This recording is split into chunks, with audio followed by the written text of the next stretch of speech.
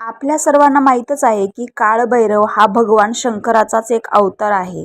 तर या अगोदर मी एक काळभैरवाच्या अवतारावर व्हिडिओ बनवलेला आहे. तर हा सेकंड व्हिडिओ आहे. यामध्ये मी तुम्हाला काळभैरवाच्या अवताराचे म्हणजे अजून काही माध्यम सांगणार आहे आणि त्यानंतर काळभैरवाची पूजा केल्यानंतर, उपासना केल्यानंतर कशी करायची आणि ती केल्यानंतर काय फायदे होणार आहे.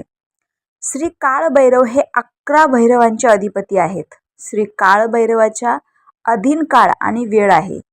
काळ वेळेच्या अधीन नियती आहे. ही सर्व सद्गुरूच्या अधीन आहेत आणि श्री काळभैरव सद्गुरूंचा दास आहे. जगन्नियत्या भगवान शिवाची ती प्रलयकारी उजवी बाजू. त्यांचे महात्म्य धर्ममार्तंडांनी लपवून ठेवले.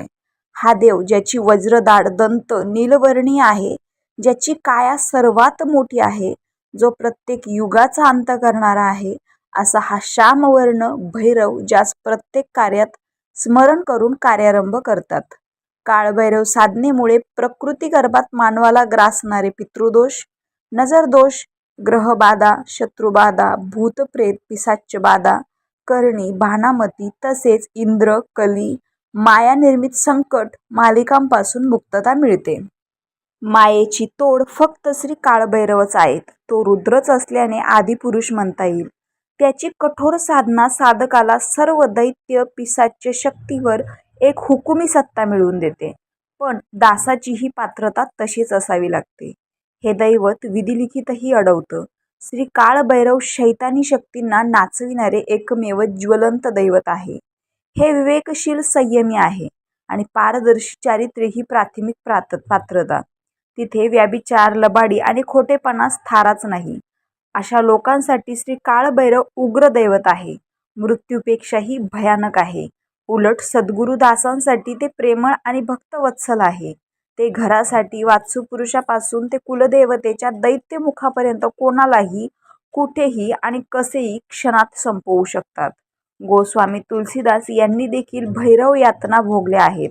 त्यांच्या निर्व्याज साधनेने गमावलेला आत्मविश्वास पुन्हा प्राप्त होतो. मनात भय राहत नाही. आंतरिक विचारात बळ येते. जीवनाचा दृष्टिकोन विशाल होतो. शैतानी शक्तींपासून आत्मरक्षा होते. अंतर्बाह्य शत्रूच्या पकडीतून मनुष्य दूर जातो. आध्यात्मिक जीवनात रुची निर्माण होते. कठीण कार्य सहज पूर्ण होतात. आपल्या जीवनावर आपले वर्चस्व निर्माण होते. काली मातेची साधना योग साध्य होतो. सद्गुरू हे कामधेनू आहेत. श्री काळभैरव तत्व सद्गुरू अधीन असल्याने सद्गुरू प्रणित सूक्ष्म हस्तपादुका माळेने दशभैरवांची जपसाधना केल्यास सर्व लक्ष्मींची प्राप्ती होते. पण श्री काळभैरवांच्या लेखी चुकीला माफी नाही. श्री काळभैरव यांनी मृत्यू, देवराज इंद्र, ब्रह्मदेव, नृसिंहदेव आणि भगवान विष्णू यांचे देखील गर्वहरण केले होते. लोकांनाच काय तर साधू योगीजनांना देखील त्यांचा अभ्यास होऊ शकला नाही. श्री काळभैरव हे मोक्षप्राप्तीसाठीचे श्री दत्त अधिष्ठान हृदयात तयार करतात.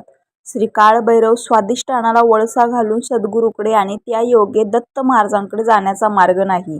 हा मार्ग अत्यंत कठीण, जिगर असेल तरच मार्गक्रमण शक्य आहे. शनी हा काळभैरव देवांचा सर्वात मोठा भक्त आहे. श्री काळभैरव देवांची रामदास स्वामी यांनी आरती लिहिलेली आहे, पण आता ती शोधूनही सापडत नाही. श्री काळभैरव जितका सिद्ध योग्यांचा तितकाच महाचांडाळाचाही आहे. म्हणूनच प्रामाणिक आणि पारदर्शी राहावे. श्री काळभैरव दैवत सूक्ष्म देहातील वासनेची कर्म नष्ट करतात. काळभैरवांना क्षेत्रपाल असेही म्हणतात. क्षेत्र म्हणजे शरीर आणि पाल म्हणजे पालन करणारा. तो कर्म आणि अकर्माच्या गोंधळातूनही सोडवितो.